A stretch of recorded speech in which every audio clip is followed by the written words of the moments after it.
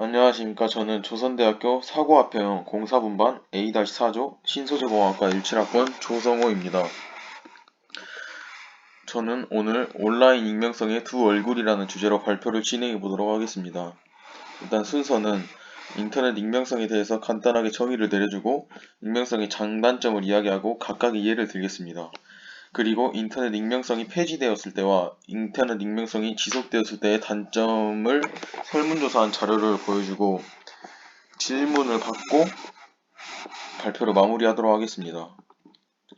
먼저 인터넷 익명성을 간단하게 정의하자면 어떤 행위를 한 사람이 누구인지 드러나지 않는 특성으로 가명, 무기명성으로 써지는 경우도 있으며 인터넷이 발달한 현대에 이르러서 상당히 주목받는 사회적 특성입니다.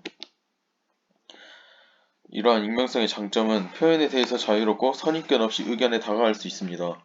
그리고 우리 사회에서 꼭 필요한 내부 고발이나 비윤리적인 형태의 폭로를 가능하게 합니다. 이런 것의 예시로는 국민신문고와 국민청원이 있습니다. 이건 익명 제보를 통해서 익명이라는 장점을 이용해서 부조리함을 잡아내 사회를 발전시킵니다.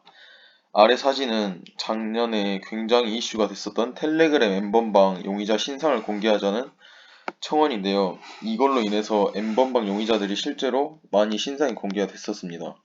그리고 다음으로는 커뮤니티인데요. 이것은 익명으로 소통하여 자신의 고민을 공유하여 익명의 사람들에게 위로를 받거나 고된 마음을 치유할 수 있게 됩니다. 그리고 주변에 물어보기 껄끄러웠던 것을 물어보고 그것에 대한 여러가지 답을 구할 수도 있습니다. 이건 실제 어떤 커뮤니티에 있는 질문글과 댓글인데요. 왼쪽 질문글을 보면은 어떤 여성분이 남편의 폭력과 폭언으로 인해서 많이 지치고 힘들어하고 자신의 5살 딸도 가엾고 너무 불쌍해서 이혼을 결심하고 싱글맘으로 살기 어떤지 조언을 얻으려고 올린 글입니다. 오른쪽 댓글에서는 자신이 겪었던 이혼 사례를 통해서 어떠한 해답을 주고 위로나 격려가 되는 말을 해주고 있습니다. 다음으로 익명성의 단점은 누구나 자유롭게 익명으로 의견을 말하기 때문에 다른 사람을 욕하거나 권리를 침해하는 일이 벌어질 수 있습니다. 그리고 익명 채팅 사이트를 통해 여러가지 범죄나 거래가 쉽게 이루어질 수 있습니다. 그리고 잘못된 정보를 공유하거나 잘못된 소통으로 인하여 사고의 균형을 잃거나 폭력성을 가질 수도 있습니다. 이러한 것의 예로는 악성 댓글과 루머로 인해서 연예인, 방송 출연자 등의 사람들이 피해를 입고 심한 경우에는 자살을 하기도 한다는 것이 있습니다. 이거는 옛날에 고 최진실 씨 같은 경우도 있고 저희 고등학교 2015-16년도쯤에 어떤 사람이 지코한테 부모님 욕을 악플로 심하게 달았다가 고소를 당한 경우도 있었습니다.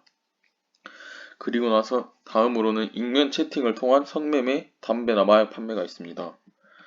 이 왼쪽 사진은 어떤 기자가 랜덤 채팅 방을 만들어서 성착취 시도 사례를 알아보려고 하는 내용을 재구성한 것입니다.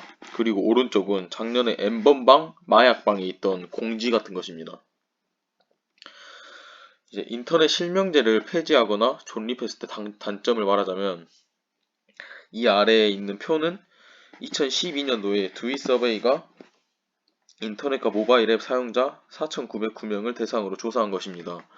일단 실명제를 했을 때 단점으로 가장 높게 뽑힌 것은 사생활, 개인정보 유출 가능성입니다. 그리고 실명제를 폐지했을 때 단점으로 가장 크게 뽑힌 것은 악성 댓글 난무입니다.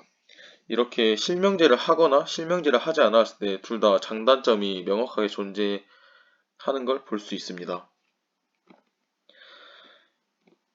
이상으로 발표를 마치겠습니다. 감사합니다.